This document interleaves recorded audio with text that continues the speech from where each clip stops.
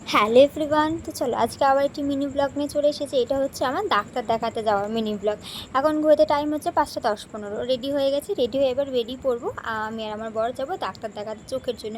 ওই যে তোমাদের বলেছিলাম চোখে ভীষণ পরিমাণে অসুবিধা, সেহেতু আজ যাচ্ছি চোখে ডাক্তার দেখাতে। আর গাড়িটা নিয়ে যাবো না, তার কারণটা তোমাদেরকে একটু পরেই বলবো না, দেখাবো। সাইকেল নিয়ে যেহেতু যেতে হবে, তো যথারীতি সাইকেল নিয়ে বেরিয়ে পড়েছি। আর দেখতে পাচ্ছ গাছের ফাঁক দিয়ে সূর্যি মামাটাকে দেখতে কতটা সুন্দর লাগছে, আমার দেখতে এতই ভালো লাগছিলো, ওই জন্য তোমাদের সাথে একটু শেয়ার করলাম।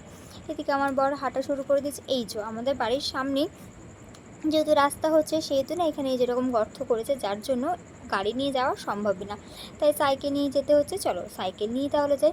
আর এই দিকে এত পরিমাণে জাম লেগেছিলো, এত পরিমাণে জাম লেগেছিলো কি বলবো। এই যে সব জায়গায়, এই দেখো দেখতে পাচ্ছ কতটা পরিমাণে ভিড় হয়েছে সব জায়গায়। যেহেতু তোমার রাস্তা হচ্ছে, সেহেতু একটু জামটা একটু বেশি, ভিড়টা একটু বেশি। এখানে আমার ডাক্তার দেখানো হয়ে গেছে, এখানে একটুখানি চপের দোকানে দাঁড়িয়েছি চপ খাবো বলে।